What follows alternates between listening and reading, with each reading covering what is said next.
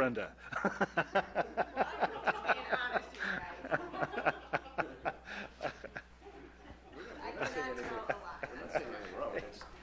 Yeah, it's not that it was a bad thing.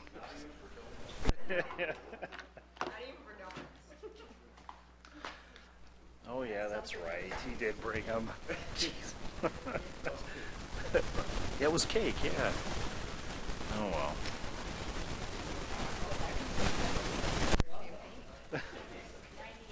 I finally got to November last week. Goes by so fast.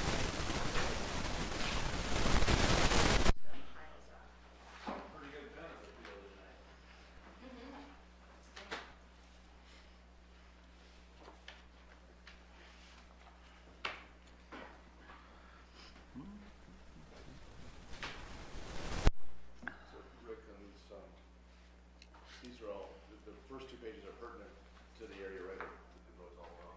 What we're talking about. Yes. Yeah, the first one was County Road 13. That was just crack sealing.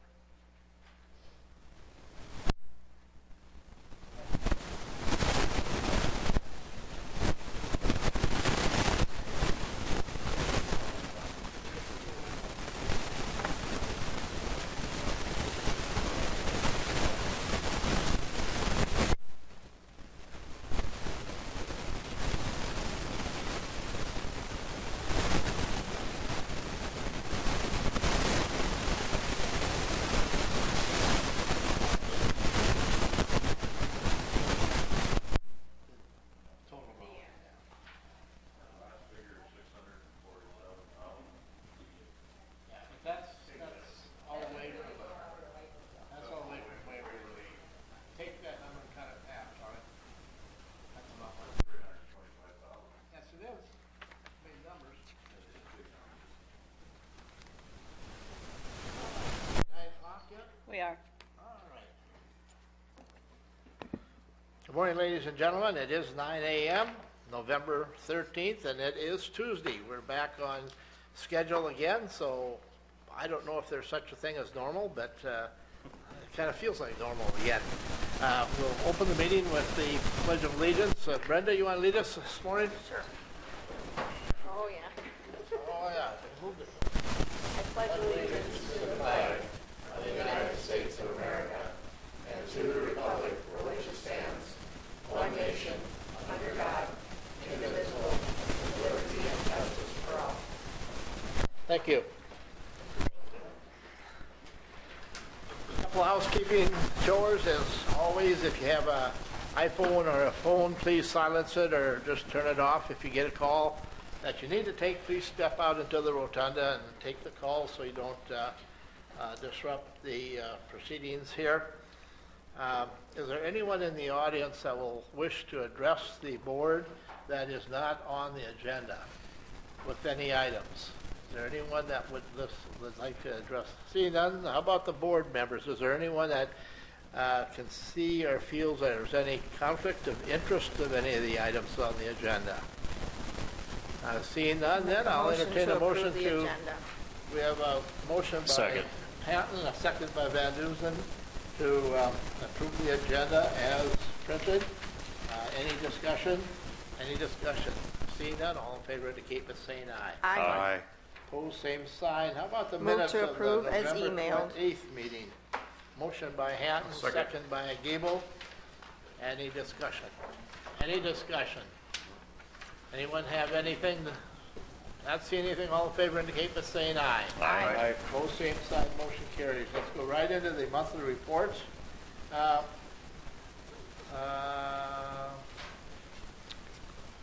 Okay, I talked to Jim before, and I didn't know if he had a report today. I was going to get him in and out here, but go ahead, the auditor. Cindy, go ahead. Well, the election is over. We are still cleaning up. It's probably going to take another week or so before we get everything back to normal in the back office. We had a lot of help. Milo and his staff, both here at the courthouse and the ag building, moved a lot of equipment for us. Jim Sutton also helped us move equipment. Sherry from the emergency management office would help out in the office when we needed her to. There were a number of people who helped on election night, other county employees that were up here, and we very much appreciate everybody's help. We couldn't get this done without them. And then all the people that we had working at the polls for us. A couple of things, reports that need to be filed. Everybody who was a candidate this year on the ballot needs to file a year-end report by January 25th. We have sent our levy work into the Department of Revenue. And back to elections, though. The superintendent at the elections are set by the race for governor in each precinct. And for quite a number of years, all of our superintendents have been Republican, because that's how Cottington County voted in the precincts for election for governor. This year we've had a change. We have a number of precincts in Cottington County where the Democrat candidate took the precinct, which means that precinct will now turn to a Democrat superintendent with 2 Democrat judges and 2 Republican judges. So it's been a long time. Can't say I'm very happy, because some of my longtime superintendents who really know the job now will no longer be able to be superintendent. We're going to have to work with that, but we'll deal with that in the primary of 2020. We're working on end-of-the-year budgets, reminding all the department heads to closely monitor their budgets before the end of the year so we don't have any over expense. All right, any questions for Cindy? Seeing none, I'm going to take the privilege of moving on down to number 10, and that's action to approve the purchase of a Motorola radio for the emergency management officer. Jim is here. Jim is scheduled to be on a conference call here in just a little bit, so let's get him in here while he's in-house. Jimmy, you want to just push that button right on the front? There you go. There you go. We're good to No, go. you're not. Okay. I'm asking the permission to purchase a Motorola radio. It's a radio that will go into our communications room, and this radio replaces an older one that we currently use for our Watertown INT, for the Sheriff's Office, Emergency Management, and the jail. We all transmit off of that radio. So I've got funds in my budget to purchase this radio, so I'm just asking permission because it's over the limit that I'm authorized to do. I'll make a motion to approve We have it. a request, we have a motion by Van Dusen, a second by Hatton. Any discussion? What is the cost of something like that? Yeah. This is like $2,400. $2,315.76.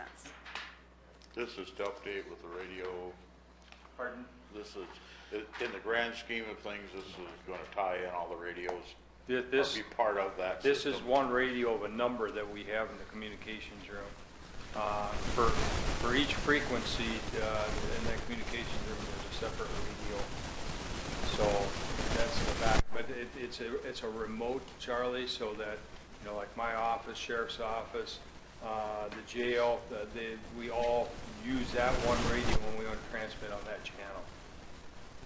All right, any more discussion? Any more discussion? Seeing none, we have a motion, a second. All in favor indicate by saying aye. Aye. Opposed, same sign. Motion carries. Thank you, Jim. Thanks, Jim. And get your, Charlie, also that radio ties into the backup 911 system that we have in my office. So the 911 system goes down at the police department that we can operate out of my office. Great. And that has actually happened. It has. Right? Yes. all right, let's go on then to Shauna, Director of Equalization. Thank you for allowing Jim to go ahead. Appreciate that. Good morning. Good morning. Morning. Shauna. It's really hard to see everybody when I have to sit so close. Our appraisers are finishing up with the reappraisal area. Unfortunately, this year we wanted to get 3 townships done, and we were only able to do 2. We finished up with Sheridan and Kapeska, but we were able to get Pelican Lake done, which is a big task too. We knew going in, we weren't quite sure how much we were actually going to be getting done with the big farms and the distances from town. So it was a learning experience for us, and hopefully after getting through one summer, they can get a little quicker and get a little more up to date on that stuff, and we might be able to get through some more. we'll see how it goes. We did go to a few in Pelican, but we'll be sending them letters stating that we are not going to be able to get the whole township on. And so we will be doing that first next year. Our year end is coming up. Those of you guys who know and don't know, our year end basically is the 1st of November.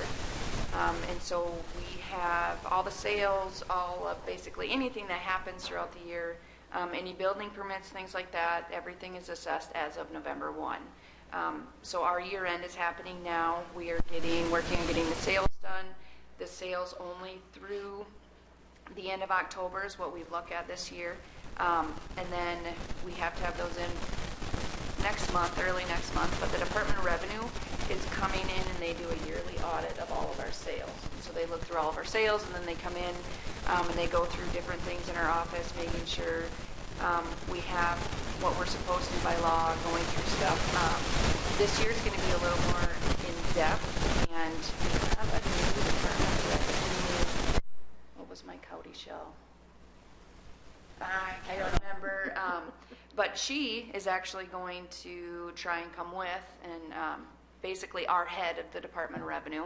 We got a new one this year, and we've never met, and so she's going to come in and meet with me, and I think Cindy too, if she comes. Okay.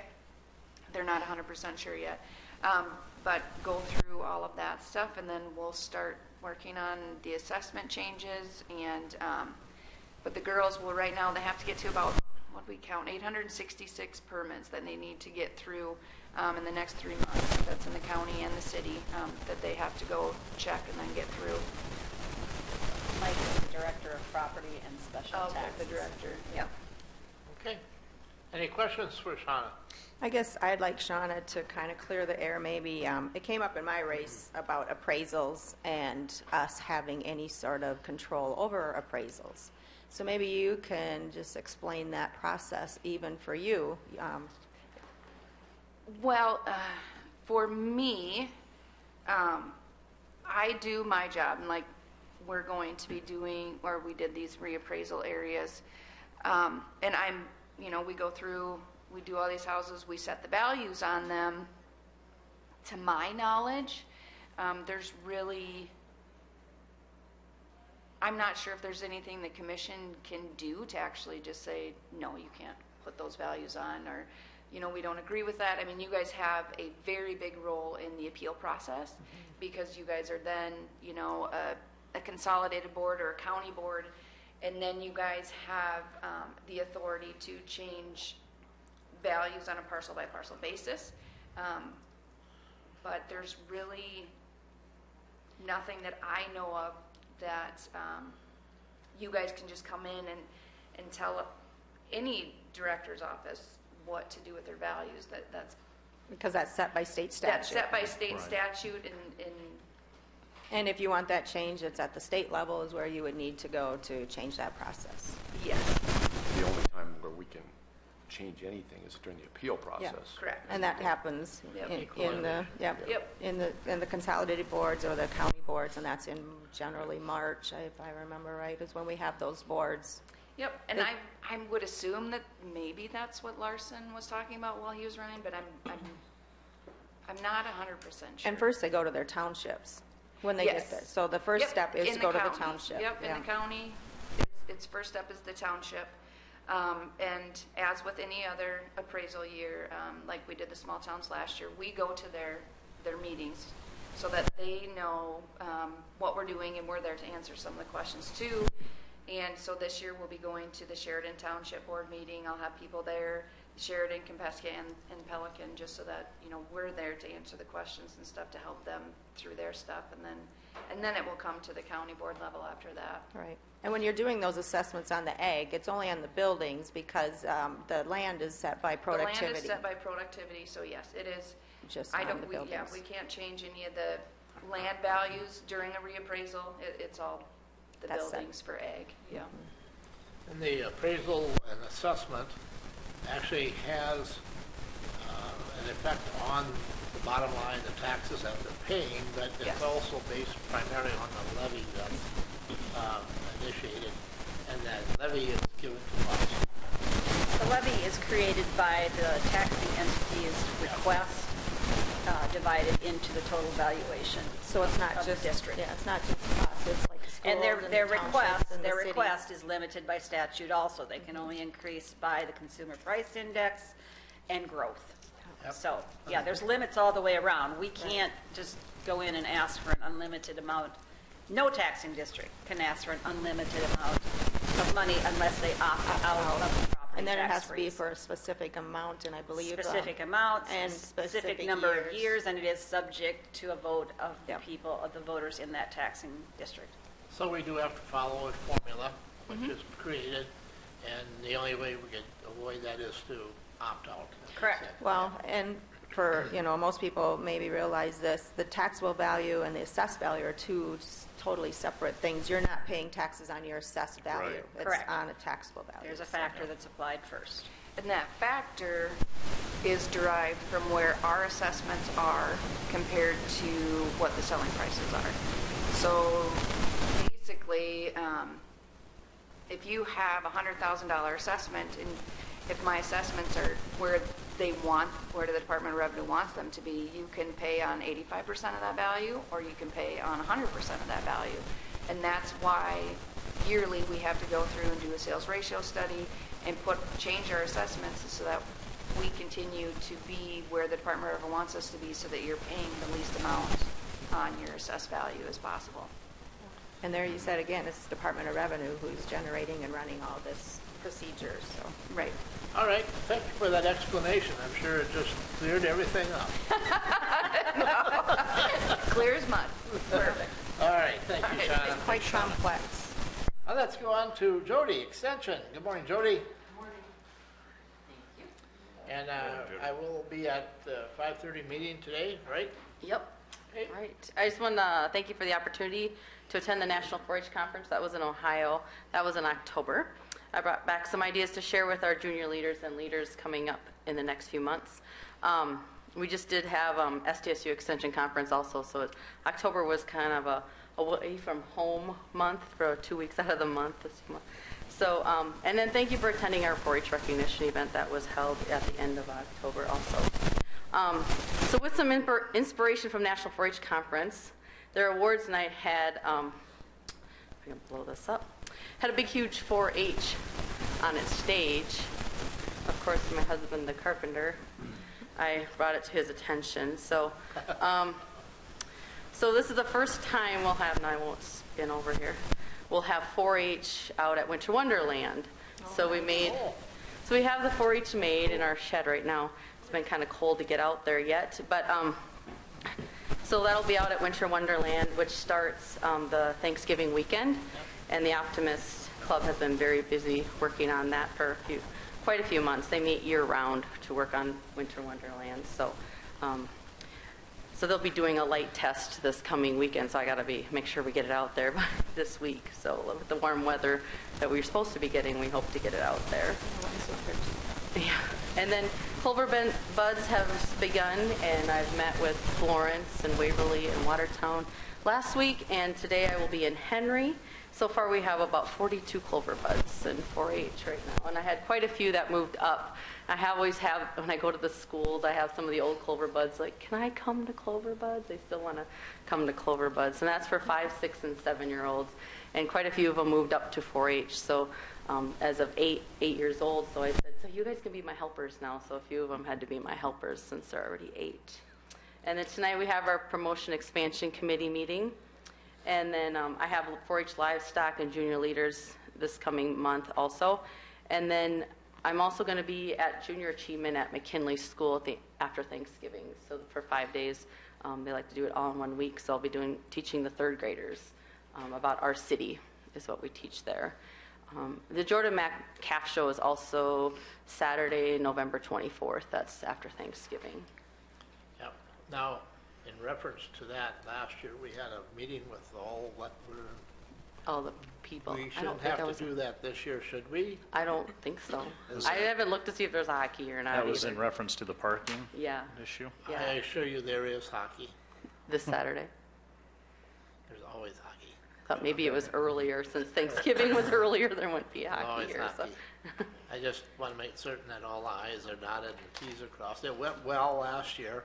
But the reason it did is because of our planning. And I don't want that to happen again. Yeah, I haven't been on that planning part of it, but I'm sure Becky has all that information at the Yes. office, so. Yeah, and I'll touch base with Becky this afternoon, so we'll Okay. certain everything. Any questions for Any questions? Jody? All right, thank you. Thank you. Thanks, See you Jody. later. All right, we have a new face in the crowd this morning, and I've had a chance to meet this young lady. A new addition to the county health nursing department.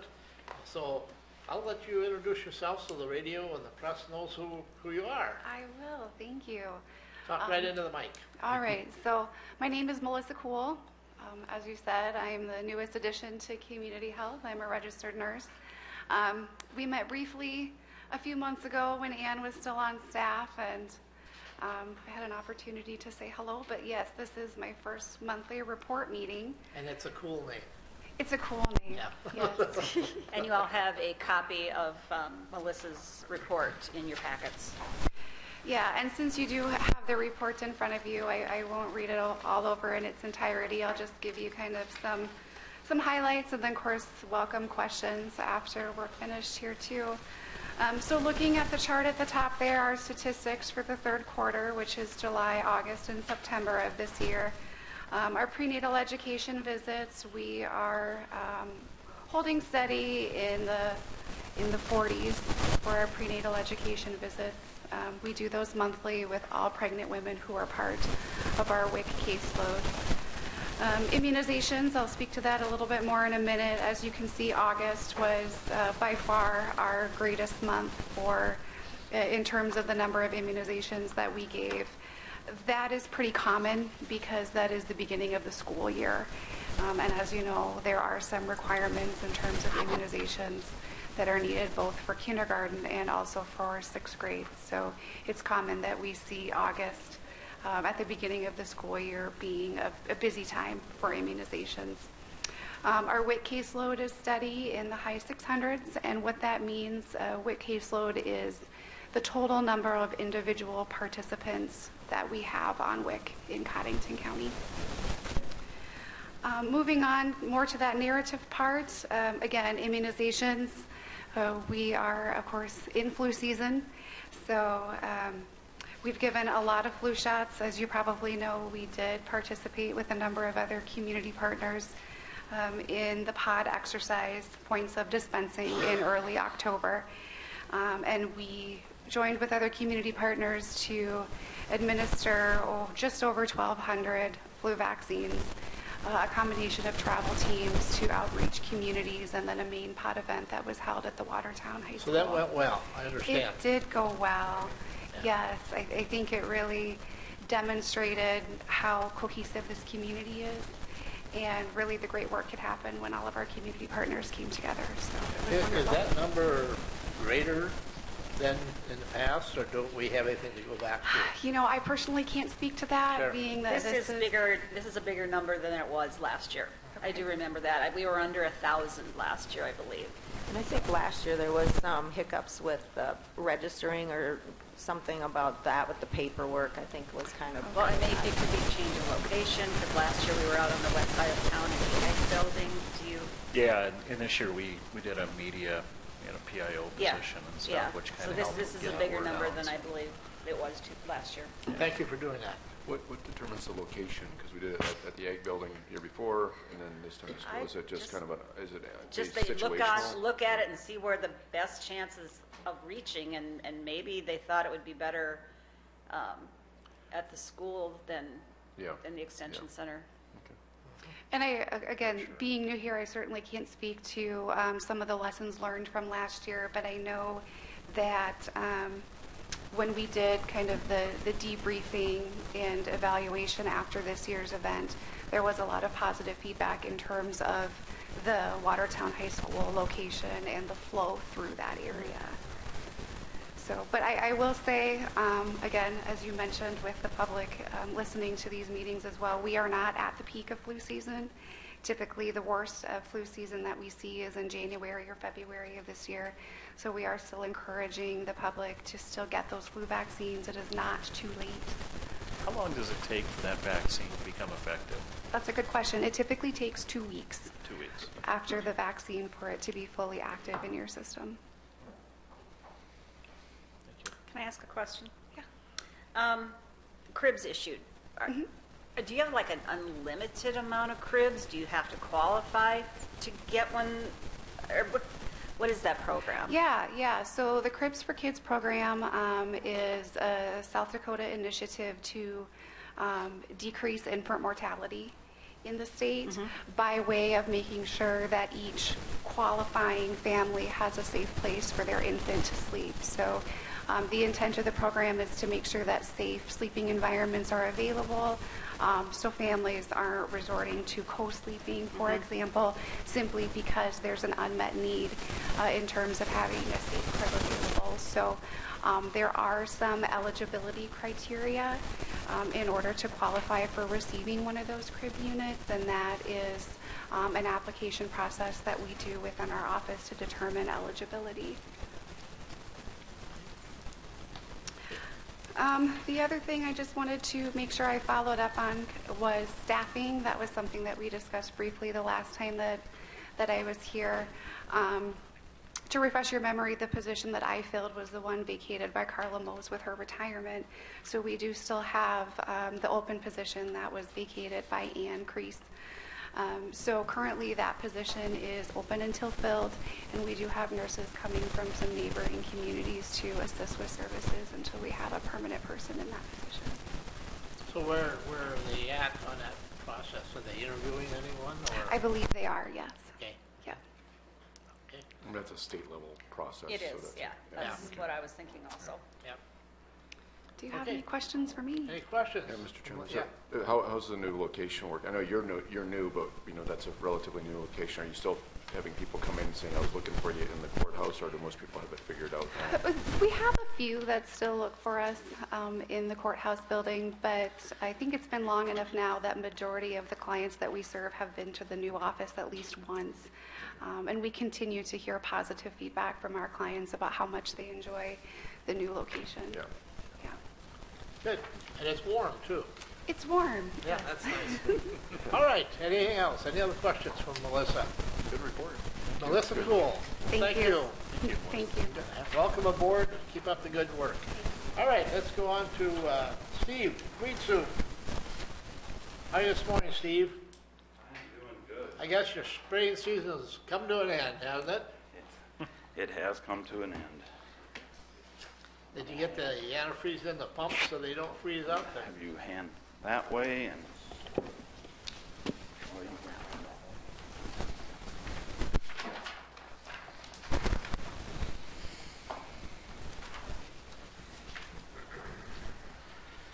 Well, I have a report in front of you, but just to note and stuff like that, we were unable to finish the fall spray season this year due to the conditions of being a little bit weather related and also with an earlier killing frost.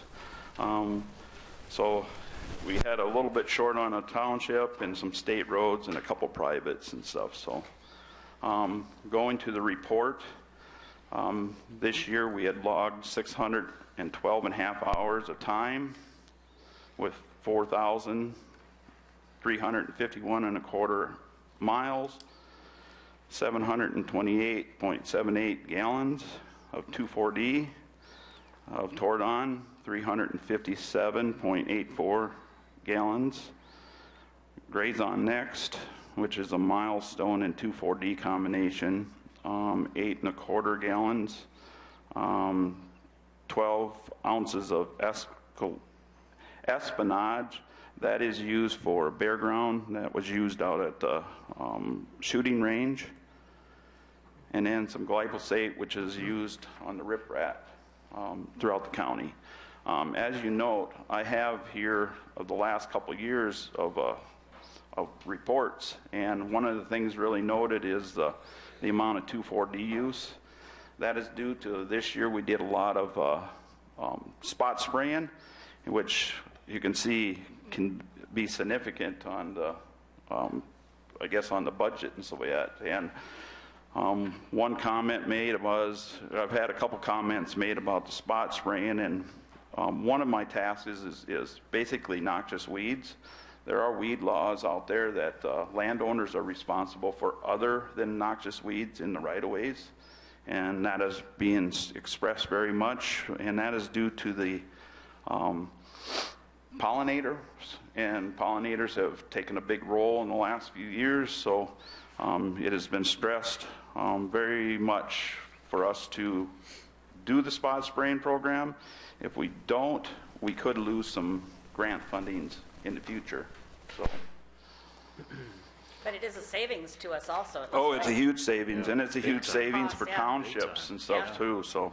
Yeah. You know, granted, you're not gonna get them all, I mean, by spot spraying, because you can't be out there at the proper times, but, you know, by effort of, if a guy can spring and fall spray, you can battle, you know, at the both ends and stuff like that, and be able to see a lot of those weeds that you messed in the spring and stuff like that, so. So it looks like 2016 and 2017, that wasn't spot sprayed. That This was, is the first there year was, we've done that. the county roads have been spot sprayed, on majority of them in 16 and 17, but the township's been mostly solid sprayed. Okay. Contract of the state roads have always been spot spraying. In the past, it had been a bunch of solid spraying, but in the contract, it actually reads spot spraying only, so. Sure. Steve and I had this conversation because I did have one of my constituents mention that, and they used to spot spray, and then they went to solid spray, and now they're back to spot spraying again. Isn't that correct? Like You know, I tried to look back, and since 2005, when I have records, there was a lot of solid spraying. What was done prior to that, I don't really know, because I don't find really the records prior to that, but So what it we're had to saying, been a number of years ago that it must have been just spot spraying. basically with that 2,4-D doing, you know, the entire length of the roadway or whatever, right away there. Now that's kind of on the property owner to take care of anything that's not. Basically, it is property owners to take care of, Okay. of the non-noxious weeds. That's not listed as, Non-noxious. yes, of Okay. the non-noxious. It's like, for instance, marsh elder, ragweed, kochia, you know, those kind of things, wild sunflowers. You know, that is up to the landowner and so that, so.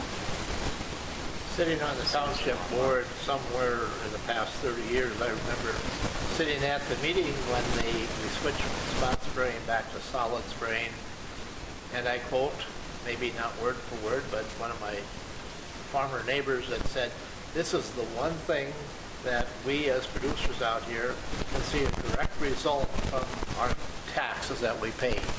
We want a solid spray. We want to spray everything." And everybody says, yeah. So that's how we switched back to spot spraying, back to solid spraying. And I can understand that, but yet, you know, I hear townships, they don't have money and funding, and, you know, and you know, and culverts and road repair takes a priority in my books.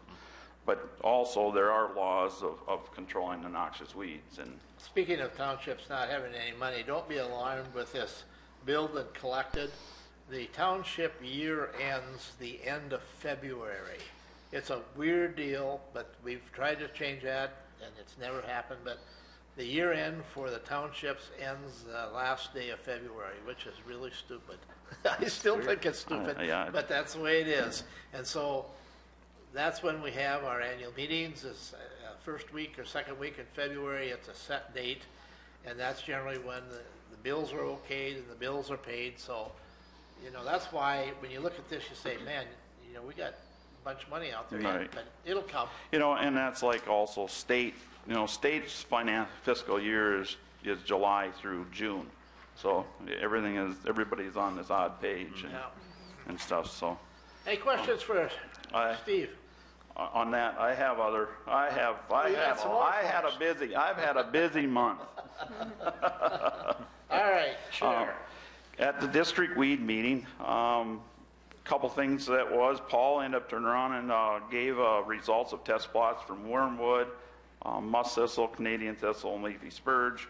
And then also he gave a slide on identifying Palmer amaranth pegweed and water hemp. And of course, majority of people have a big concern with the palmer and so that, but he had noted that there's actually more chemical resistance in water hemp and pegweed than there is in palmer. Most of the palmer has been identified mostly around the river area so far, and sounds like most of it's been contained at this point. Once in a while there's a flare-up, but I know people are really worried about it, but his basically point was, you know, be more concerned on their water hemp and the pegweed that you have here than the palmer that's, you know, potentially to come in the area. Also, Brenda gave the weed laws of the right-of-ways and also the board's responsibilities of the laws and so that. Both commissioner and on the weed boards itself. And then also she gave a report on the emerald ash borer and stuff. You might say who Brenda is. Yeah, another Oh, Brenda Severs, Department of Ag. Yes, sorry. Wasn't me. I was thinking you were an expert at all this. We didn't know that. We'll highlight Brenda here, huh? Know what I all know. Wow. Then also, there was also a round table, and that discussion was on spot spraying and broadcasting, and so that, and what I just stated before about grant money. And then I was also nominated to serve on the weed board. I am one of 3 the candidates, and so that, and that is selected by the governor. It will be the upcoming governor from the year 2020. I would have to say I'm the least probably candidate for that, because there are a couple candidates that served 20 to 30 years already on some kind of a weed deal. So I am appreciated. This is the state weed board, yeah, or state weed commission. Don't underestimate yourself. I know, but you got this. When will you find out? Sometime next year we got to have our applications in, and then from there I don't know the process exactly, but sometime next year the governor will nominate take the selection. So You get an office in Pierre then? no, I just get to go to the meetings and a little more meetings. So Well, congratulations. At least you're nominated. thank you. And then at the Safety and Loss Conference, I attended a couple of private ones, and that was to be a better communicator, which I need a lot of improvement on. And also about documentation of claims, basically document for the possibility if I have liability claims. The more you can document, the less chances that, The you know. happier the insurance company is. Right. Well, now that new, whatever you have that you use when you go out that says when you were spraying and when you weren't spraying and what you were Exactly. spraying, and Yes. those sorts of things reports will help. will help. And then also they had a mock trial there. And then they had a key speaker. His name was Beck Weathers. He's a survivor of the 1996 Mount Everest climb. He was presumed to be dead up in the death zone, and actually climbed down after a day and a half being up there by himself, blinded in a storm. So it was miraculous. So that was it. You talk about an intense bunch of people that was there. It was dead calm the whole time he spoke. I've never seen that happen before. We'll have a weed board meeting on November 28th at 1:30 at the Extension Building. I need to correlate with Becky to find out if the kitchen or one of the classrooms available. That's at 1 p.m.? 1:30, yep. I will do the end of the year, and then we will also plan for our annual meeting at that time. And then the Van Dees year end on November 27th in Sioux Falls. And then I will start working on the right-of-way easements again shortly, also with helping with the extension staff. I also have to congratulate Lee and Brenda also for your election and so that. So Thank you. Share with us briefly what you learned about spraying right-of-ways and I guess farmers farming in right-of-ways And did they give you any direction as to how to stay out of court and still do your job? Basically, they say if they're farming the right of way, try not to spray their crop even. I mean, damage. I mean, even though that I think you could fight it with insurance that they are in the right of way, but I do know, talking with the insurance companies, that they don't really, go on to that yet. And I think it all depends on what the county probably really pushes or not. Is my thinking. They're thinking going in and mowing is better? Well, it's not really that. It's just not trying to spray the crops that they are farming. Right. It is probably better off if it is set that to mow the crops and so that. I mean, I know the state has been taking step holds of doing that and so that at this time, but. I think Dual County went in and did that. They set stakes in the spring. Okay, yeah.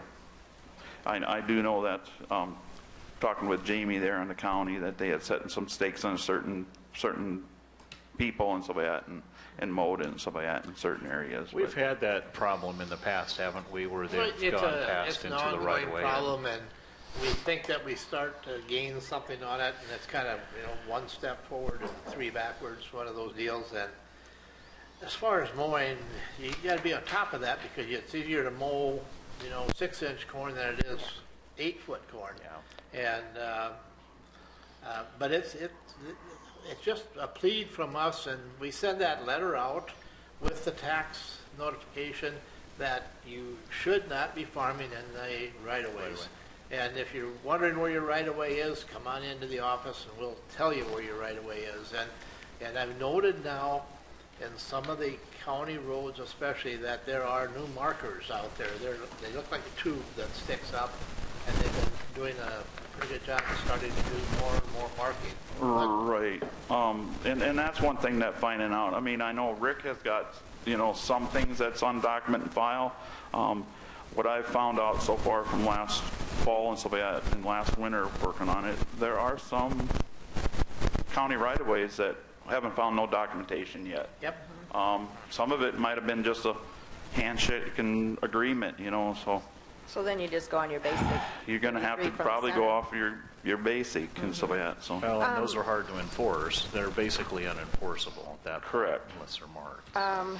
Well, in another township, I guess, working with Travis Paulson, when I was working with trying to fulfill some of the people on the Sheridan board, I believe his township up there, they go and put markers in the spring, and they've gotten pretty good response. They have gotten pretty good response. In fact, a few years ago and so that, I've noticed a few of the places actually sowed some grass back down in some of their areas. But I know I heard there was some conflict in Dexter Township for doing some of that, so it can cause some it does, but eventually it seems like it pays off, because The important thing here, as I look at it, is to not drop the ball. It's an ongoing process.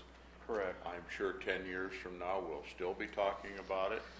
I won't be talking about it, but it'll be talked about. Right. There will be some progress to be made, and there will be some more hurdles to overcome.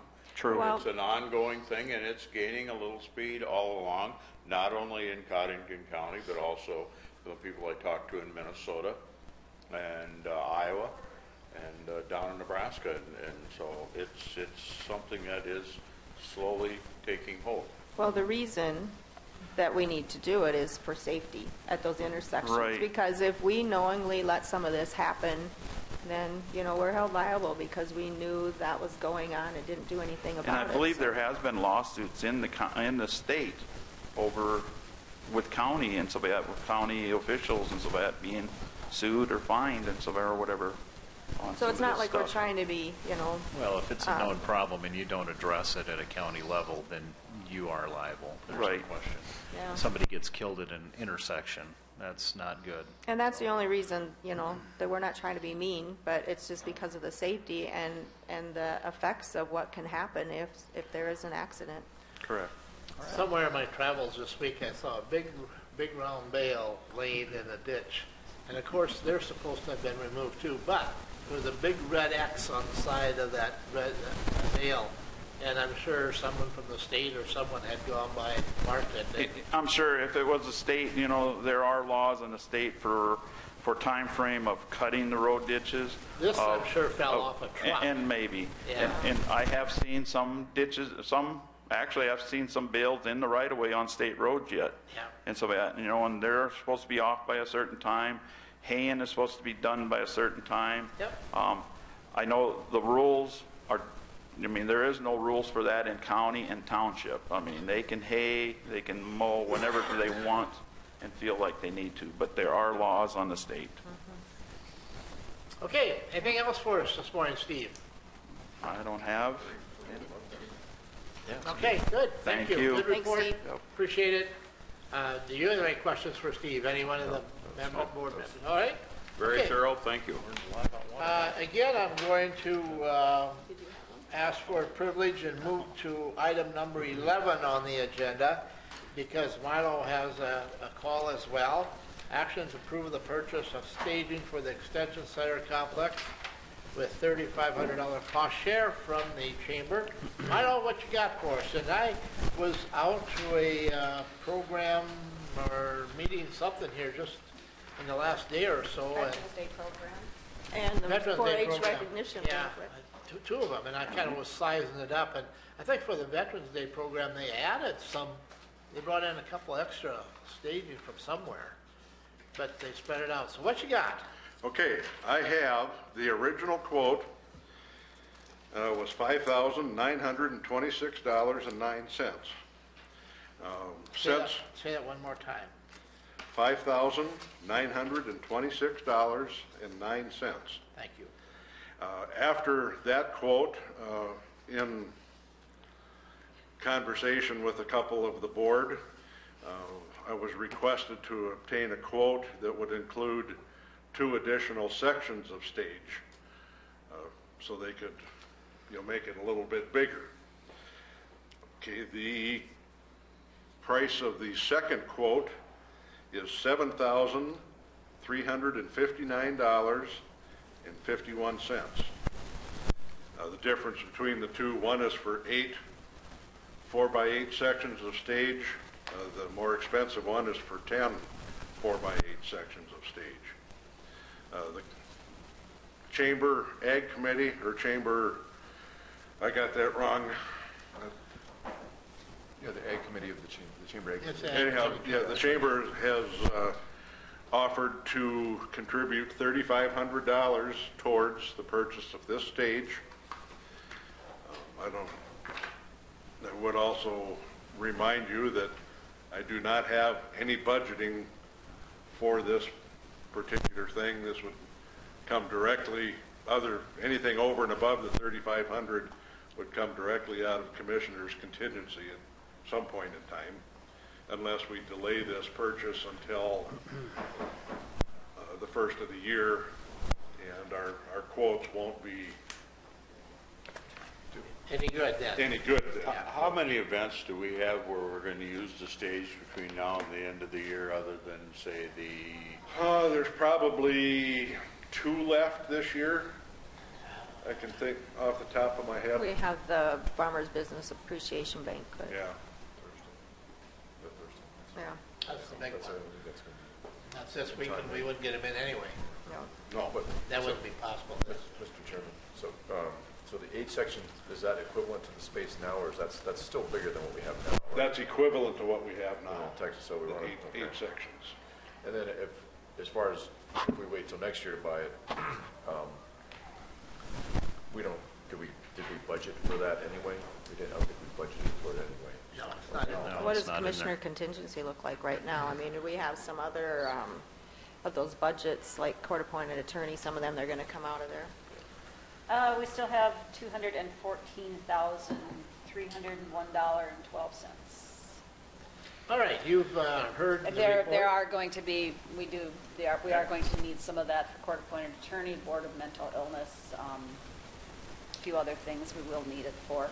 So we could put this off till closer to the end of the year when we know where those are going to be. I don't anticipate using this whole amount unless there's something I don't know about.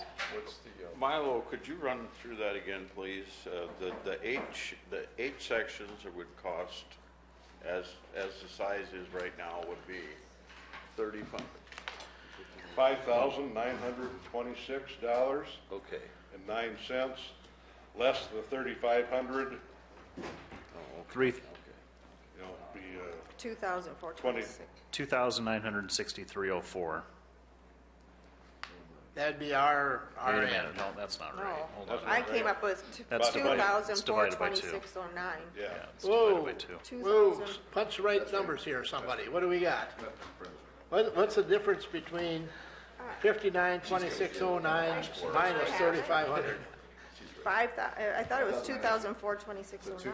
If we go for the larger section, it's going to cost $3,859.51 to the county.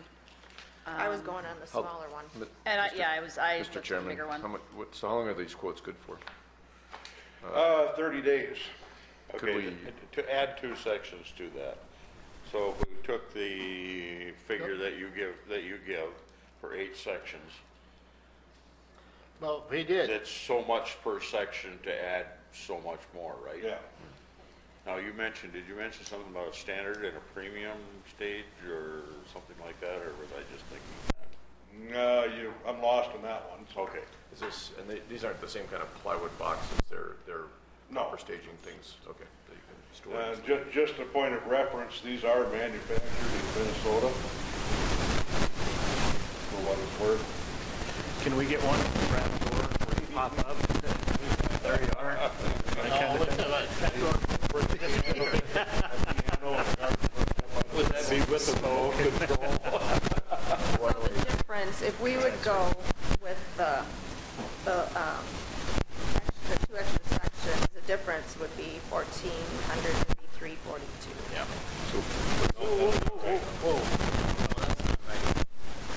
Because it's 59.51. Take $7,059.50 minus 3,500. That's $33,859.51. Yeah, so where was that number you came up with? Well, that was the difference between the two. The two because- sides, it jumped from 5,900 to 300. Yeah. So 59.2609 minus 3,426. Mr. Chairman, We need the treasurer up here. They're not. There you go, yeah. So Milo, what you're saying is that first figure that you give is for 8 sections. Yep. And Didn't I have the right number, Cindy? There's some money Isn't it available from the 14.30? Ag Department. Okay. Oh, I'm sorry. Thank you. So we got, Commissioner Gable has a question, yeah, or a so motion. I have a question and maybe a motion, so. and the 2 sections, if we put 2 sections extra, we'll have to pay for that 100%. Yeah. And that's the 1433. Or if you want to do the fancy math, you can do the fancy math and figure it out. Yeah, and things Either like way, that. the chamber is willing to put in 3,500. 3,500. sounds, Yes, yeah, that's so- right. So, when are we gonna have to address any overages on the court-appointed attorney and those things? Well, we're Go up paying to- bills today, so Oh, today, it'll be the okay. end, I've been doing it at the end of the month. Okay, so what's, So we'll So on have the December, yeah. and so with, 27th, I think we tabled this for. well, we're gonna have to pay any bills we have to address them in a couple weeks anyway, right? December 11th, I think was the day, the last two. we'll be supplementing on November 27th, and then the board's going to have to decide when they want to meet that last week of December, so that we Yeah, can we- take Right. final Yeah, Wednesday or Thursday. okay. Mr. Waterman has a question. Just some unofficial input here. What I've been hearing is everything gets a little bit bigger as time goes on. There's more stuff going on. We use the Extension Center a lot. And in case the company would decide to change their style, then we would not have 10 max sections. That's true, but I would expect that to be an issue. They just on it right there, but Yes, I know. Well, and I'm not They've been superstitious. building this stage for some time, and Good point, though. one thing though, when we're doing this bid, are they giving us a better price because we would be getting 10 at one time, or would it matter? probably where we're getting a little bit of a break is gonna be on shipping. Okay. You know, shipping is quite, To ship 2 sections out in an LTL shipment is going to be costly.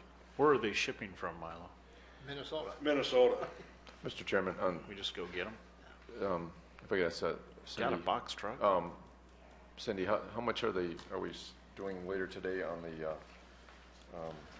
Commissioner's contingency? We aren't, today there's nothing. Oh, there's I'm nothing, okay. holding off until, Okay, I'm sorry, I till the end of the misunderstood you. month because of payroll. Okay. Since- Because the Misunderstood you. coroner's budget. Why don't we, So how But right now, long? I can tell you that with the bills we're paying today, And there's a lot of them. Was it 100 and some extra ones for Some voter are passed through though. no, the election ones, election ones? That, we'll be dropping down to about $192,000 after bills are paid today. and Commissioner's? But I won't do that, yeah. So, So that's what we'll have left is $192,000. I do know there's one other thing that's going to have to come out of there. Christmas Then- party. Unexpected, something we had to move forward on. Oh, That's going to be about $7,500. We will need to supplement court-appointed attorneys, Board of Mental Illness, possibly coroner again in December. I have one Oh. question for Milo. How long are these bids good till? 30 days, and I've had, this last one I had, November 7th. You know, so, I would make, part of Mr. December. Chairman, First part of I December. would make a motion that we postpone until the 27th of November, so at least we can see the rest of, and we Even put the it, 4th of December would be okay. that would be We okay have a too, but- motion on the floor to postpone this decision until the first week in December. Okay, we'll, I'll we second can do that too. I'll Okay. second that. That'd be December 4th. Well, may that- I? Yes. If we postpone it until the 4th of December, we're flirting with we have to have bills turned in by the 13th of December, is that correct? The 11th. No, you have to have bills turned in by the 6th of November. Oh, yeah, Of right. December, 6th of December. You know, so if you postpone this until December 4th, it's a moot point. Have you talked to the manufacturers? Can they even move on this stuff before the end of the year? Yes, They can't, okay. you'll probably If need we- within a week to can 10 we- days. Can we accept their quotes and ask for January 1st? Would they object to that if we say, yes, we want this, but we don't want it until January? Would they honor that price? And then we take it out of the 2019 budget? You want to contact them before the 4th of December to see if Actually, that's an option. I would really like that idea myself. I don't like coming up here asking for money that I don't want. I just have one question. I've listened to a lot of the debates and a lot of the input. And Brenda brought up earlier about safety and another matter. How do we handle the sections that we have now, and will these new sections be compatible? And what about the storage of these sections? Included in the price of this is a storage cart, that's movable. How do we move them now? Armstrong. I think where this is a full replacement to the current stage, is what we're talking. It's not really a compatibility issue, as I understand it. And would that cart hold 2 more sections? Yes. The cart itself is designed for 10 sections. So you're talking really a lot more of ease of transport and utilization than what we have now. We have a motion on the floor. We Motion should, and a second. Can I amend motion that? and a second. Can I amend that to say that, based on what Milo said, we go back to the 27th of November, at least put it on the agenda, and then that way we can be ready to act if we need to, and then we can discuss it further. I mean, it's not, but if we delay it until 2019, it's not budgeted in 2019 anyway, So is it, I mean, It's not, but there may be other things we can adjust in 2019. Right now, Yeah. Yeah, 2018 I is see. not adjustable at all Yeah. because What you Okay. said, because of Cindy, that though, roofing. what your suggestion was to let them know and then put it, and so. Get it ordered. To nail down the amount that they've given us Yep. and then ask for a So- after January 1 delivery We and could do billing. that today rather than waiting till, are you still saying to wait till the last meeting in Well, November? Milo might need to talk to these people to Well, see see if what that's. they'll do but that. in any event, it'd be good to put it on the agenda, Yeah, I let's- think, in let's November just- 27th, yeah. so. All right, I'll so second that. you're going Okay. to amend your motion? Yeah, yeah, or- so amended to postpone November this action to 27th. November 27th. All right, Yeah. is everybody Nice. clear with that motion Second now? that. Yep. Everybody clear? We'll have more information. It's kind of like the taxes, right? Everybody's got to figure it out now. All right, any more discussion? Any more discussion? Seeing none, all in favor indicate by saying aye. Aye. Opposed, same Aye. sign, motion carries. Thank you, Milo. See you on the 27th. Sorry about running you around the tree a few times, but that's the way it goes. I needed the exercise. You got to get it right. Okay, let's go on back up to number 6 then. Recognition of Boy Scouts assisting the election night, and there's a list of these young men on your table, in your packet, the Boy And Scout. women, young men and women. Young men and women. Read their names. I'd probably screw All right. them up. These are scouts and 2 of their leader/parental supervisors, Jonathan Shepard, Zachary Shepard, William Bartelt, Hannah Bartelt, Ethan Wenches, Connor Herman, Mason Bundy, Maddox Bundy, and then their 2 leaders were Monty Bundy and Chris Bartelt, and they did a great job. Those ballot boxes are heavy, and they were carrying up the bags. We also invited them into the back office so they could see how the scanner worked, and they were fascinated by that. They were very impressed watching how the ballots were counted. Again, thank you. That's a nice Ruth, lesson. Another thing. Boy Scout Troop 8.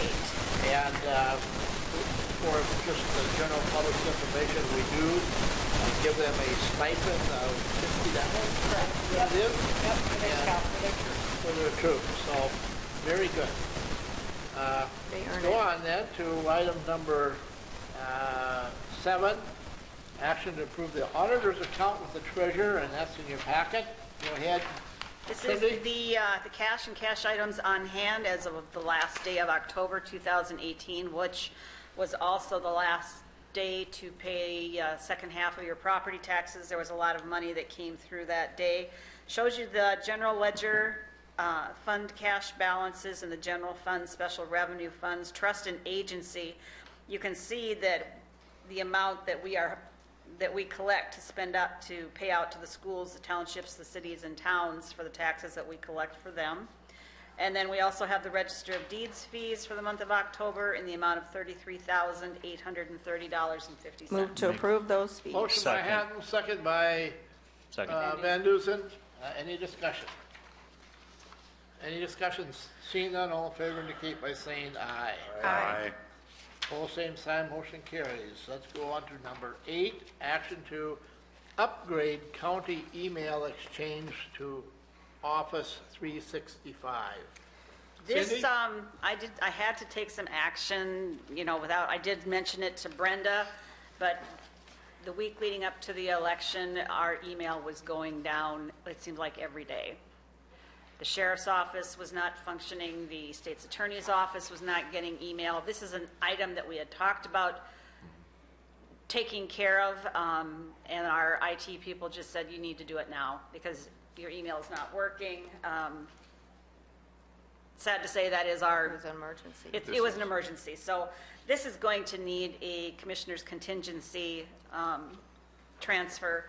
The total for this upgrade is $7,460. And I hate to see what the bills are going to look like for when we had to have the IT people coming up every day for a few days in a row to fix our email. This is going to save us some money in the long run. I'll make a motion to approve second that. that. Motion by Hatton, second by Gable. Any discussion? So now that we've done that, This is also what we needed to do to get the commissioners' email addresses through the county.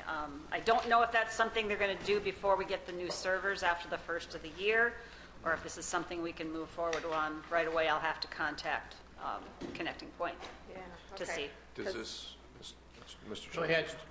I'm sorry, Commissioner Hanna, were you Commissioner gonna- Gable? Okay. So does this only affects the email? Does this affect the other software No. that comes with Office This is- 365? And Well, I should not, I'm not sure, to That's tell you the probably- truth. okay. To me, this looks mostly like our email service. Cindy, Okay. looking at this, it looks like we get 20 email addresses, is that right? No. Okay, it Nope. says quantity 20, what does that mean? That could be, And it says create Might be user workstation. mailboxes with naming could scheme be and the passwords. fees, that could be their costs for the adding, or for making the transition. 20 hours of labor Okay. is what I'm thinking. Okay. That is, so that would be a one-time fee. Okay. And it does say one-time fee Oh, it right does. there, so I'm thinking that's going to be, Well, that's the labor cost. I think that's the cost of Okay. the time they have to spend to get this thing upgraded. So then are we still paying individually for each email account? I think that's what the top one is, so you have 95. We have 95 email boxes, it looks like to me, at $48 each. Yeah. So, and then so the top one will be a renewable That's an subscription. annual. Yeah. Yep, okay. it's an annual, yep. All right, you've heard the motion. When There's a I, second. There's a lot of discussion. Any more discussion? Yeah, I checked into it a while back to have the commissioners added on, and it was suggested, which I agreed, to wait because otherwise we'd have to do the licensing thing twice until Cindy did this. So if this is something that we maybe want to move into, rather than using our own personal emails, to have a county email for the commissioners, Yes. I just think, I mean, most of the other counties do that. Their commissioners have their emails through and for transparency and, rather than having your personal. So would that just add another Okay. $5 for the $48, that fee there, the top one? So I just add- have, well, here they had support work, creation of 5 mailboxes for the Cottington County Commissioners on in-house Exchange server. License the mailboxes and add licensing is $290. I can get copies. No, see, I got this quite a while ago and I just Okay. kept it, so I can give you guys each a copy. The initial cost would be $765 to get us up and running, and then the renewal rate, I'm not sure if that's like the $70. I'd have to go think over it that probably with Well, him. that's when it was in an that's when it was in-house, and now we're going to. Oh, that's right, to the exchange, so. okay. So This it might be should be cheaper. comparable Yeah, to what this to one what is, that to the is. Cheaper. $48 per mailbox, yeah. Okay, Yeah. so basically it would be $765 to get us up and running, unless that would be a little bit different now too with this new going, the cloud, so. Yeah. Okay, so that's a labor cost. I can get Yes. another Yeah, quote. that might be, yeah. Now that we've done this, I'll get Yeah. another quote to see. I would This think is, it'd be little- that's a horse of a different color Yeah, there. But, yeah, I think it's probably- We can, it's just to throw it out there, it'd probably be, I mean, that's what it was then, $765, so. we have a motion and a second on the floor This one. in reference to approving the equipment that Cindy needed. Any more discussion? Any more discussion? Is See this none? work All in done, favor Cindy? indicate by saying aye. Pardon me? Aye. Opposed, same sign. Has this been done? I think so. She sent me a test on Friday night. That's So I working know good. she was working on it, yeah. And, yep. Motion carries. Let's go on then to number 9. Carol, that's Carol. She wants something. Copier. Copier. Yes. I had it in my budget to replace my copier. I was going to try and stretch it out, and then we started having issues with it. They've been working on it, fixing it, but when I was doing my delinquency notices, I noticed that even my images are starting to get wiggly. So I'm just requesting that we And purchase this is the a copier. budgeted Yes, item? yes, All they right, planned on it. 3809. Is that the right number? Yep, and that includes the trade in my old one onto the new one. Move to Second. approve. A motion by Brenda, second by Van Duzen. Any questions? So our cost is $38.09? So next Correct. Tuesday, we will have to take action to declare the other copier surplus. Yep. Because that was Okay. not part of today's. Yep. I Any didn't more discussion? get that to her till after. Any more? Seeing none, all in favor indicate by saying aye. Aye. Aye. Opposed, same sign. Motion carries. Thanks, Thank you, Carol. Carol. All right, now we jump down to 12. Action to accept a proposal from Clark Engineering for a repair project on County Road 7-5. Rick, you want to come on up and explain that? And that's in your packet as well. Good morning. Morning, Rick. Congratulations on the election. Thank you. The Clark Engineering gave us a price to figure out what it was going to have, what would have to be done to fix the project on 7-5 with Willow Creek. And I think it was $3,900 to get the plans going, and I just need your approval to contact them to start the process. 3,900 is the amount. Plus tax, it says, but We don't pay tax. Is that, We pay is that to excise leave it tax. as is, and, or do we get to straighten out that section? We're going to leave it as is. That's way more money to, because I asked her about it, because there's a spot in there that could be straightened out. Right, we talked about that. And, that's a long time process and a lot more money, so we'll just leave the creek as it is, and we'll fix them. We shouldn't have any problems there, so.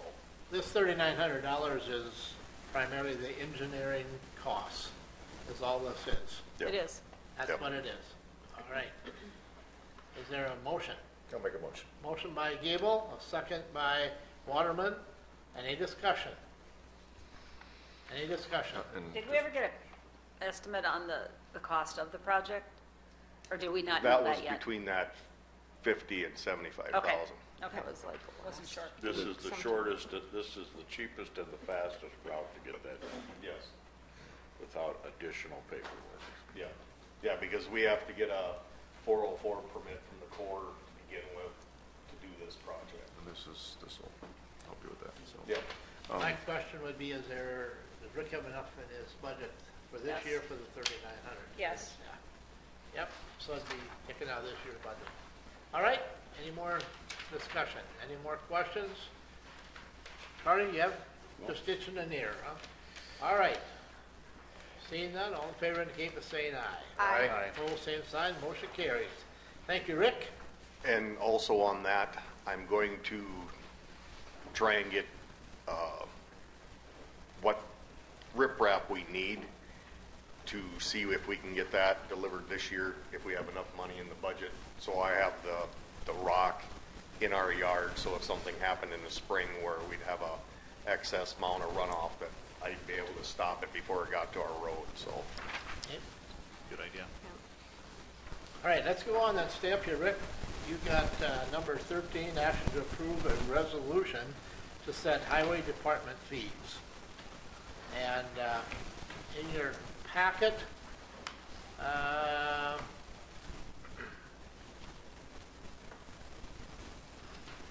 is a breakdown. Do you all see it? The resolution, okay? Go ahead, Rick. This is to, if we have to do something like for a township or something like that, to recover our costs. Our costs have went up over the years with equipment costs and fuel costs and labor costs. The last time this was done was in 14.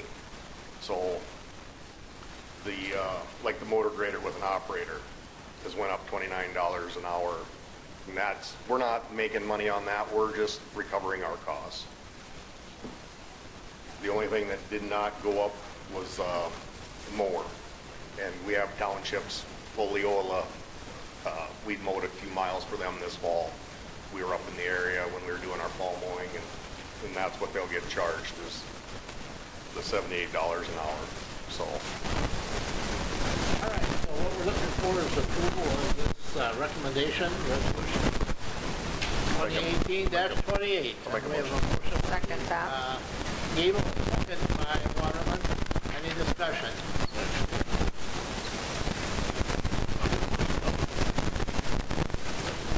What's the question here? I seconded I it. thought it was Brenda. I did. Oh, it doesn't matter. I didn't see, I didn't hear. We have a motion and a second. Any discussion? Any discussion? Seeing none, all in favor indicate by saying aye. Aye. Opposed, same sign.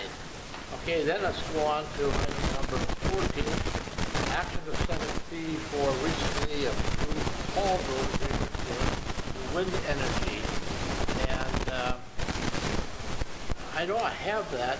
Is it an email? We received an email. I think that's nothing in your packet, but there was an email in Yeah, it reference was to just that. about What are the numbers? It was just about $5,100, but Banner had charged us right in the haul road agreement, so.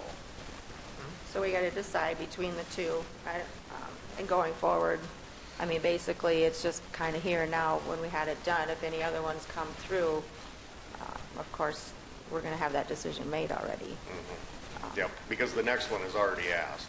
Next Air wanted to know what they had to pay, right up. I would say to split it between the two. Yeah. That would be Well, fair. that in was my kind of opinion. the common consensus when we were talking about it before. So I'll make a motion then that we would split that fee evenly between the We have two. a motion by Hatton, a second by Second. Gable. Any discussion? That'd be $25.50 per application. Split it between the two. Any discussion? Any more discussion? Seeing none, all in favor indicate by saying aye. Aye. Opposed, same sign, motion carries. Thank you, Rick. Thanks, Rick. Thank you. All right, let's go on to number 15 then. Action to approve union contracts for Cottington County Corrections Officers and Deputy Sheriffs. And I'm sure, I think everybody got the email from our HR. Public Relations, HR. Terry, and they have settled. And what do you have, any information on that, Cindy? All right, so we'll take these in two separate motions. The first one that I have is correctional officers. All right, Have agreed to the commission's final contract offer for 2019. Terry has reviewed the proposed contract. Everything looks good. Changes for 2019 are as follows: a 2% COLA, $50 additional uniform allowance. The new amount would be $500 per year. Supplemental retirement increase match. An employee contribution of $60 or more will receive a $30 match from the county. And then the addition of 2 steps to the job description, which would be steps 13 and 14, with an increase of 1.25% for each step. Make a motion to approve that This is the contract. correctional officers. Second that. Correctional. we have a motion by Hatton, a second by Gable. Any discussion? Any discussion? Any discussion? Seeing none, all in favor indicate by saying aye. Aye. Opposed, same sign, motion carries. We have a contract with them. And then the second one, Second one is the deputy sheriff's union. Terry has reviewed all of that also. Everything looks in order. The proposed changes for 2019 are as follows: 2% COLA added to the base wage. Uniform allowance increased to $900 annually. The addition of steps 13 and 14 at 1.25% each. And then the supplemental retirement match of an employee contributing $60 or more will result in a $30 match from the county. I'll make a motion to approve that contract. motion by Van Duzen, second by Gable. Any discussion? That's the only difference between that and the last one was the uniform allowance. Yes. Correct, it is. Yeah. Any discussion? Seeing no discussion, all in favor indicate by saying aye. Aye. Opposed, same sign, motion carries. All right. Let's go on then to number 16, discussion regarding public hearing testimony on the proposed amendments to the gaming compact between the Sister and Wahpeton tribe in South Dakota. Since our meeting last week, we've been gathering some information, some numbers. I have provided to me by Brad, our county sheriff, the numbers, and I don't know if we really need to break them down specifically, but there were 300, this was in the last 4.5 years, approximately. Not quite 5 years, so I'll indicate it's 4.5 years. 340 calls for service to the casino, Dakota Sioux Casino. And Brad does have it broken down into maybe the different categories. This also includes the ambulance, the fire, and then the law. Fire, law, Yeah, they're all, we just put them all together as calls for service from those entities. And you have in front of you then also the information we requested from Rick in reference to road updates, maintenance, and we have this information, so let's go forward from there. First thing I would like to ask is that what, and I will be doing, fine, what is the bottom line that this board wants? Do they want to, in the Roberts County letter, they want to not do away with the original compact, but keep the original compact as it was intact and go forward until that date runs out, which is 2022. Are we thinking of doing that, or do we want and agree to, with modifications, go with the new compact that they have submitted to us? Have you talked to the Roberts County Commission since this letter was sent in June? I talked to the auditor of the Roberts County Commission last Tuesday, and they're meeting today, and I'm sure they're discussing this, and we're discussing it today, and she was going to bring it to their attention and have their chair give me a call. But I just explained where we were at and that we were going to testify there. They meet here at 8:30 next Tuesday morning, and they meet at 1:30, I think, at Sisseton next Tuesday afternoon. So we want to be on the same page as what I told them, and so we, you know, what's our wishes? I would think that, I just, as we were talking, notes myself, but I mentioned before that in the draft, they struck out the references to roads. Yeah. So it seems to me one thing required to strike those out. Is this information that Rick Hartley provided, is this a year? This is just this year? This This is year. 1 year? It's over $791,000. Okay, so therefore, so number one change we would want from the draft that's been proposed is to restore those references to roads. And then the number two thing that we want, and this kind of reflects what we saw in the Roberts County letter as well as the letter that you signed before when they asked for commentary, is to keep basically the cost per slot machine the same when they come up with the payment to Cottington and Roberts County. So, because the current draft basically reduces the payment from the tribe or the casino to the counties down from $470 down to $200 per slot machine, and then they're also asking for an additional authorization to go from 850 slot machines to 1,000 slot machines. So it just doesn't make sense to reduce that payment, and so I put that. That's basically what we said in our letter. It's kind of the same sentiment that the Roberts County folks do. So. Yeah, I would agree with Roberts County. That would be nice if they just didn't deal with, didn't change the draft. But at the same time, realizing it's up for review in 2022 is actually the way the draft was written. But just realizing that our voice, the state is essentially negotiating on the county's behalf, and so it's up to us to give as good an input as we can, so that they have some language and to use. So, I would just make those two things. I think are the key. We have no information on why they scratched road services, is that correct? No, nothing. No, I'm guessing that That's the big one. when you do that, then it makes sense to reduce the cost per slot machine. So that would be my guess, but we don't know. So Cindy, so what has our payments been? I mean, what were they supposed to be and what are we actually getting? They were reduced significantly this past year. This year is when they didn't meet their obligation in 2018. So those are the two things that I just listening to, kind of our collective discussion and Roberts County as well from their letter. And my thoughts are, and just sharing with the board, these are my thoughts. I've talked to Lee briefly, that Lee willingly stepped up and said that he would put together a handout. So, and I don't know, I was at the last meeting when we met initially with the tribe, and I don't know if there's a half a dozen people there, but I'd like to have a copy for each one of them of our intent and what we're requesting.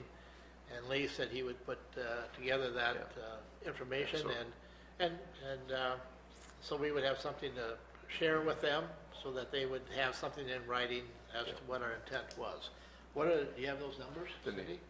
Yeah, the other thing I was going to mention is maybe on that handout, we get the road data that Rick gave us, and then the call data about, and then give some, like this is, I kind of typed up basically what we did on the letter before, and just put that, just so they have something like, here's some concrete suggestions. And if we have a compact with them, and they do like they did last time, and Back into your mind. Everybody use the microphone. Let's get the system on this. Okay, who was talking here? Charlie. I mean, how many were talking? Charlie, last time around, and I guess this is a question for Cindy, we were supposed to get so many dollars, and then they only sent so many dollars because of loss of revenue. Is that? That's what she's figuring right now. That's the It was question I asked. it was going to increase in increments, year by year. Right, and And now. this past year, it did not. They actually paid us what they paid us in 2017. They But paid equal to what they paid us in 2017. They didn't include the increase they were supposed to pay in 2018.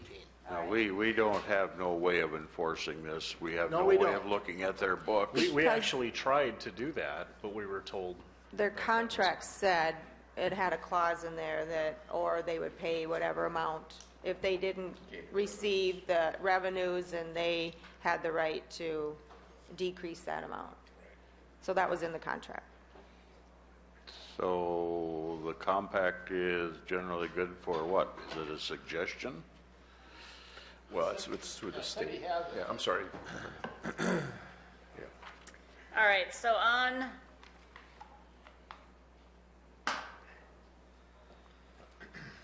this must not be the most recent. Well, it says 2016. 75, let's see, $150,000 is what we were supposed to receive in 2017. And I believe we did. Let me grab something else. This Now, is just the, for this is, clarification, that $150,000 then is also divided between the city, and also a little chunk of that goes to the local township. A very small gotta be it chunk of here. it. Okay, so 13, 17, in the calendar year 2017, 2018, 300,000 per calendar year, 225 to Cottington County, and then 75,000 to Roberts County. all right. In 2017,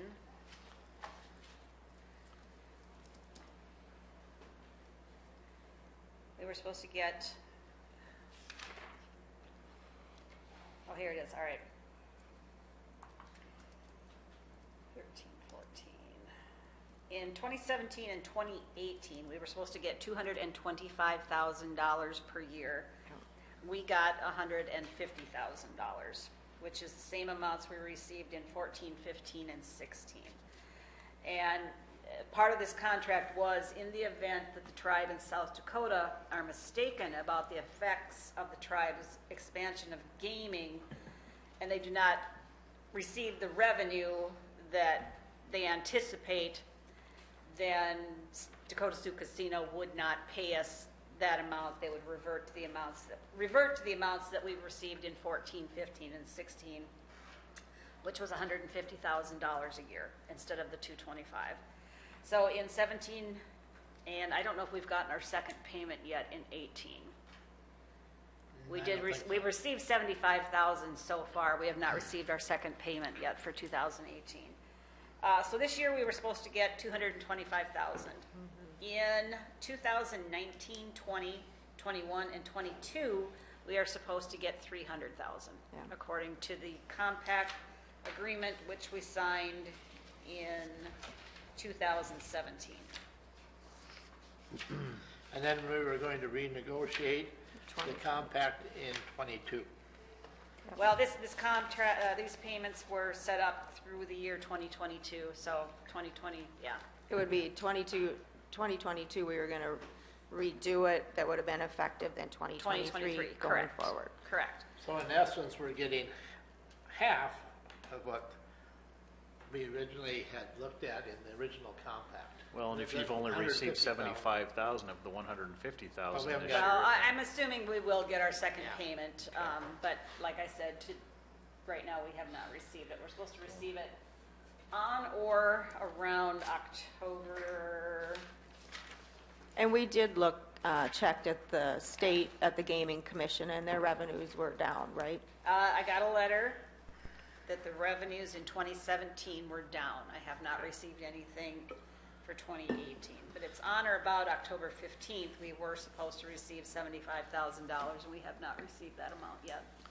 Well, this kind of reminds me of this gentleman that I knew that owned a truck. He couldn't make ends meet, was losing money. So he went to the bank to see if he could get enough money to buy another truck. And you understand what I'm saying?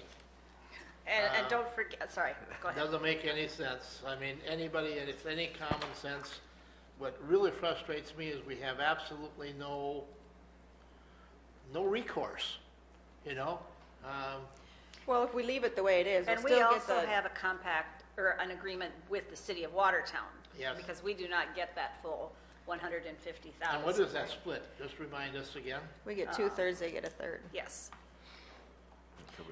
So basically, though, if we don't agree to making any amendments, we still should get the 150, because didn't that say that in there? If they don't get the total amount, we would get the amounts that we got in 13, 14, 15, or 16, or whatever, which is 150,000. 150,000, yeah. So that amount would stay steady, I'm guessing, because that's what we were getting there. Yeah, If we don't send any sort of amendments to it. Well, isn't that compact there, isn't that's a legal document, is it not? It stays. but it does say So- that, there is a clause in here that if they don't receive the revenues that they anticipate, tribes shall pay the same total amount to the county as it paid the preceding calendar year. So It doesn't help to ask if you could see the books either, because So what you're saying is these chicken eggs should not be counted until they are in the basket. right. Which Well- makes it very hard to estimate revenue. yeah. Yes. But basically, I mean, if they don't make it, we go back to the years previous, which was the $150,000, which we are receiving now, not the 225, which is also supposed to be split. On your agreement, what would those dollars amount to? Is it more than 150? Yeah, so this is assuming that they're successful in renegotiating the agreement to get 1,000 slot machines. And so basically, this is what we put in our letter. So, and it just goes by the October 1st of the following any calendar year, during which at any time the tribe has operated, and then gives numbers like 500, 750, and 1,000, and then the amounts based on basically the same amount per slot machine that we have now. So that's the idea. So I mean, just use that as a factor is what I'm suggesting. That's what we suggested in our previous input. Right. And so, I just can't remember what that amount was. yeah. So it's up there. I'll print it. But anyway, I think what I need to know is, we want to address this issue that, we have held up our end of the deal. And we're going to have documentation to show that with these numbers. The call for services and the maintenance and upkeep of the roads. And I know they struck out roads in that from that initial compact to what the one they would want to approve now. But anybody sitting here, or anybody that ever reads this or looks at this knows darn good and well, If they don't have roads, they can't get there. And I will be the first to admit that, yes, these roads are used by our local entities, our local citizens in Cottington County. But I can also assure you that there has been a tremendous amount of increased traffic and because of the casino and also the safety factor. I know we spend a lot of money, and that's not even included in here, on the illuminated stop signs on County Road 6 and 11 and the installment of rumble strips and it goes on. And so we have held up our end of the deal. So if I could make a suggestion, Yeah. Mr. Chairman, I know that this is just a discussion item since we already authorized you to represent Yeah. the board next week. So, hit on, just as kind of discussion points for the county, from the county's perspective, talk about the fact that we've upheld our end of the bargain, with some of the figures, the facts and figures we've been talking about with law enforcement, ambulance calls, road maintenance, maybe a bit of the history of the payments we've received, and then our suggested changes. And if you wouldn't mind reflecting that at the discussion, I think that would be. if that's what the board wishes, that's kind of where we want to go. Now, Roberts County, I believe, is a little bit tougher than that. I think They just said don't do it. they just said no. Yeah. But the sentiment, the reasoning why was basically the same as ours, is that, look, Yeah. you're talking about. But we want to. Where's your breakdowns at?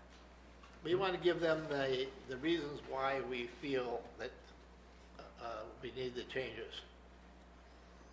Well, that definitely, that as a suggestion, the road thing being struck out would be completely unacceptable. Well, when I first read the compact, the first time I looked at it and I saw that strike through roads, I thought, the red flags start flying right there. And as you know what happens in the road deal, when there's a washout, there's a red flag, right? And this is a washout. That's what it looked like to me. All right. Okay, is it all right with the rest of the commissioners if Lee and I sit down, we put together a fact sheet, and on that fact sheet it'll distinctly determine what our expectations are and the reasons for our expectations using the information that we have. Is that okay? Yes. Yes. And I'll present it at that meeting next Tuesday at 8:30, so I will be late for You the will not, meeting. right. Or It's hard whatever. telling when they'll get to you, I imagine. You may Yep. not make the meeting at all. Yep. Okay. Thanks for doing that, Lee. Is there any more discussion on that particular item that we need to discuss right now? Lee, you and I will work on that together. Well, it'll be interesting because what you're asking for is 235 and we're getting 150 right now, so we'll see. Well, this how is that based works upon out. the number of slot machines. It's just Right. using the same same stuff. Yeah. I mean, it's the same. Oh, same yeah, I price. understand. I'm Yeah. just saying, I just wondered that, yeah. Yeah. All right, let's go to number 17, action to approve change orders for courthouse. Is there any change orders? Mr. Chairman, there are no change orders. Just to give a quick update on, there's some discussion, I think, some of the details around the bench, the judge's bench, and some of the casework that you've probably seen if you've taken a look down there. Very small things like the sizes of counters and other things, and that's mostly from the Unified Judicial System. So I expect we might get a change order. We might be able to address it kind of in the progress meeting, and there's another progress meeting at 11 o'clock on this Thursday, so 2 days from now. So those are interesting, but that's basically the contract of the architect, UJS, Milo and I just kind of, and pertinent subcontractors that are involved in the project, just going over stuff and talking about tweaks. So there's been a little bit of discussion about, colors of paint and things like that. So a lot of cosmetic and some fairly detailed stuff right now. As far as how much those change orders are gonna be, I think it's probably gonna be roughly a wash right now, but we'll see. We'll see in the next couple weeks. So. Okay, good. How about claims for payment, Cindy? We have the packet in the claims in the packet, and like I said, there's a bunch of them this time. We have our normal claims, and then we have our election precinct workers' claims. Costs for the precinct workers, the people who help out on election night, the information tables, rental of the polling places also, and that total comes to $22,585.34, which is comparable to what we paid 2 years ago. And then for the regular claims, the first thing on page 1 is the 25% county road money that we pay out each year to the towns and the small towns in the city of Watertown. It's based on the number of paved roads within those facilities, or within those entities, and that comes out of the county's property tax revenue. It is a budgeted amount each year, the same amount each year. Let's see. On page 4, this is another budget that has to be supplemented because when we set up the budget for the CLRP, the Catastrophic Legal Expense Reimbursement Program, we based it on what we had been paying, but there was an increase in the number of claims from counties for catastrophic legal expense. This is a pool we belong to, so we will have to fund that budget by another $4,364 with commissioner's contingency. That was included in that amount that I gave you previously. We'll be doing that at the end of the month, so we can do it in one motion after we pay salary claims. Mr. Chairman, can I just comment on the clerk? Yep. We had a meeting. I happen to be on the board, and we had one of our claims on there. So, and fortunately, that particular trial it was expensive, but there was another smaller county close by that had a murder trial. Just to give people an idea of what this is for, and that county smaller than ours was looking at a $200,000 bill for that murder trial. And that one went to trial where ours did not. Yeah. Is that right? Yeah. Okay. Yeah. So ours, thankfully ours didn't have to go that far, but correct. But that this is a very important program. Yes, to cover those expenses. it is. It's basically like an insurance policy for the counties, is what it is. So Because we pay the first. So our premium is going up, basically, is what it is. All right. Let's see. Page 8. At the bottom of the page, that is part of the contract that we have with the state of South Dakota each year for the provision of community health services. That is our fourth quarter appropriation for 2018.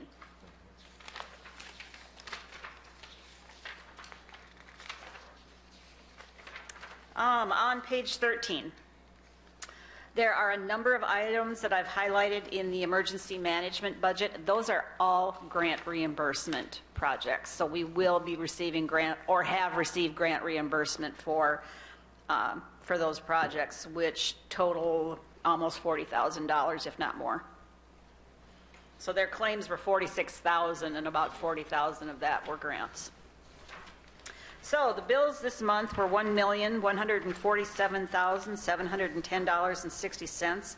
Of that amount, $413,424.07 is passed through to the state of South Dakota, leaving the county's share of $734,286.53. Move to approve those claims. Motion by Hatton to approve, second by Second. Gable. Any discussion?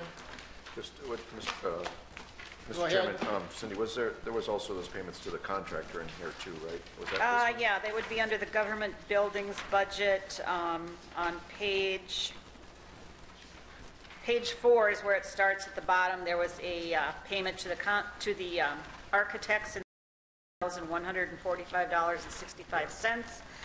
And then we also had some large bills. The tuck pointing or the masonry repair to the courthouse itself was $64,170. That was a budgeted item. Courthouse remodel, we had 2 payments to the contractor. Mills Construction, just over $113,000, $138,000. Prairie Sons for the Sprinklers, is it the sprinkler system? Yeah, Prairie Sons is doing the sprinkler system. Yeah, and that amount was close to $50,000 for that. That was a bid amount. Yeah. So that's basically, where some of our extra amount of county bills this month were part of the remodel So project. just so people understand what we're doing in this part of the agenda is, we're paying the bills that we budgeted for, basically. Correct. And Yes, we just- did. and so We you can did see some budget of the, those funds for the courthouse remodel project. So we have a motion and a second. We have a motion and a second. Any more discussion? Cindy, on page 13, all the way at the bottom, other emergency services, it looks like a radio for $2,219. You know what that was for? That is search and rescue. Okay. And those are their own funds, so they are not subject to our $2,000 threshold. Yeah. That's where their items go then, is? Yep, the other emergency services, yep, is what is search and rescue. Yep. Another thing that hasn't shown up, and I don't know if this was the appropriate place, but I did have a conversation with Jim Sutton, Emergency Management, in reference to the fuel pump that we've been fighting with all fall, and it's not fixed yet. Today, I believe they're going to come back in and suck all the sand out that they dumped in on top of the tank. And then there's a local plumber that is going to come in and test the, he seems to think it's still that foot valve at the bottom of the tank and the pipe. But they did run another pipe into the fuel tank, and the pump worked fine. It pumped. And that's for without any the issues. operation of the emergency generator at the detention center. Yeah, and so then he'll be here on Wednesday and Thursday, and they scheduled it that time because it's supposed to be nice out. Nicer, anyway. Anyway, they're hoping that this will take care of it. May have to pull it back out, replace that foot valve, you know, like sometimes you get something new and it doesn't work. I mean, that's just the way it is.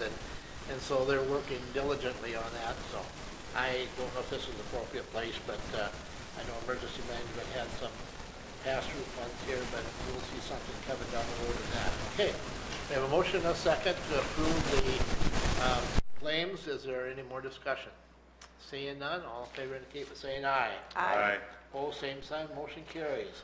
Do we have any automatic budget Nothing today. supplements? Okay, you're letting them pile up, right? Yep. And number 20, action to approve personnel changes, and we do have a couple of them. We had two more come in after I sent the packets out. The first one is Alyssa Hart, an auditor's election clerk. She's due her anniversary step increase to step 7, $18.06 an hour. Janet Beavers is the deputy treasurer. She's due her anniversary step increase to step 11, $22.98 per hour. Kayla Showmaker is a correctional officer. She's due an anniversary step increase to step 5, $19.88. Amalia Barrientos is a part-time correctional officer who has worked enough hours to advance to the next step, and that will be step 3, $18.58 per hour. Move to approve. I have a motion by Hatton, second by Van Duzen. Any discussion? Any discussion? Seeing none, all in favor indicate by saying aye. Aye. Opposed, same sign. Travel requests, we have a couple of them as well. Both for the Register of Deeds office, the Register of Deeds and her clerk are requesting authorization to view the Doc Pro and Tracker systems. They would be traveling to Minor County. The only expense would be a meal and fuel costs. Move to approve. Motion by Hatton, second by Van Duzen. Any discussion? Any discussion? Seeing none, all in favor indicate by saying aye. Aye. Opposed, same sign, motion carries. Do we have any old business to bring to the board today? Any mature business? Any old business at all? I don't know if we want to mention now about the Sioux Valley Commissioner meeting tomorrow in DeSmet. I don't know how many of us are going. I think I can go, but I just can't eat.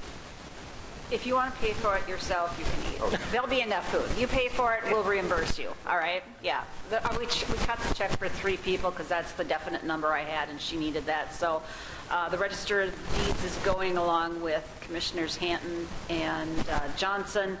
And like I said, Lee, if you just pay your own registration, then just turn it into us and we'll reimburse you. I did get the vehicle already. What time do we want to leave? DeSmet, that's quite a hike down there. About 45 miles, is it?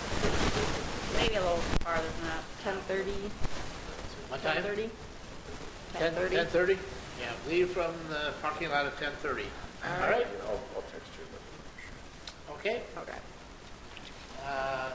Anything else? Old business? Seeing none, any new business? Mr. Chairman, just a couple things. Well, this might have been old new, but Brad mentioned that Watertown is hosting the South Dakota Sheriff's Association Conference starting tomorrow. And so obviously Brad's involved in that. I'm going to be talking to their business meeting this afternoon, and that dealing with the sales tax, the getting sales tax proposal for jails. That is legislation talking to them as a statewide association, similar to the County Commissioners Association. And then on Thursday, I'll be on their mental health panel, along with, I think, HSA and probably the welfare office and the sheriff. So that's going on. And then the other thing to let people know, we had a behavioral health and justice working group, otherwise known as Stepping Up, meeting scheduled for Thursday, but because of the sheriff's conference, we're moving that to November 29th. Okay. How about anything for the open? Well, I have several things that there could be a quorum of commissioners at. Tonight is Chef Night out at Joy Ranch, if anyone else has tickets. Tomorrow, obviously, the Sioux Valley Commissioner meeting in Kingsbury County or DeSmet. I was going to be able to do this, I'm not sure now. Thursday is the Livestock Development Summit down at the SDSU campus in Brookings. I had a lady passed away in our church, and I think I'm going to have to work the funeral, so I don't know if I'm going to make it. Myron, you were going to do that? And we have the Farmers Business and Banquet at the Extension at 6:30. Friday night is Festival of Trees up at LATI. And of course, it's on the agenda, but Monday at 9 a.m. is the Planning and Zoning meeting. And also, I guess Lee mentioned the walkthrough on Thursday. What time? That's at 11. 11 o'clock, if any of So us. it's more of just a... Or a progress report, I'm sorry. progress meeting. Yeah. Just All right, so if anyone's going to be at that. And then the sheriff's conference, maybe we could be popping in and out of there. There could be a quorum of us there. All right, anything else for Just the open? Just FYI, there is another clerk meeting. It's a phone meeting that we do for the catastrophic legal expense reimbursement program, and we have one large claim that we're going to be adjudicating on Monday morning. So, but that's a phone meeting, just FYI. Pretty good sized one coming up here too, don't we? Next week, I think. You All just never know if those trials are going to go or not. Yeah. Anything else for the open? Anything else? I do not have a request for an executive session. Move to adjourn. One thing, is there government? Go ahead, Lee. Government affairs, I think, is tomorrow. I think. Could be. I have that on. Wednesday morning. Government Yeah, I affairs. believe. And they've changed the time on that now. Oh, really? I had 7:30, but maybe I'll check the email. No, I think it's later. I don't think it's 7:30. Okay, well, I'll check on that. Well, I'll make a motion to adjourn. Second. We have a motion by Hatton, second by Gable. Any discussion? Seeing none, all in favor indicate by saying aye. Aye. Aye. Oh, I have a plat for you to sign. We too. have adjourned. Thank you. Covered a lot of ground today.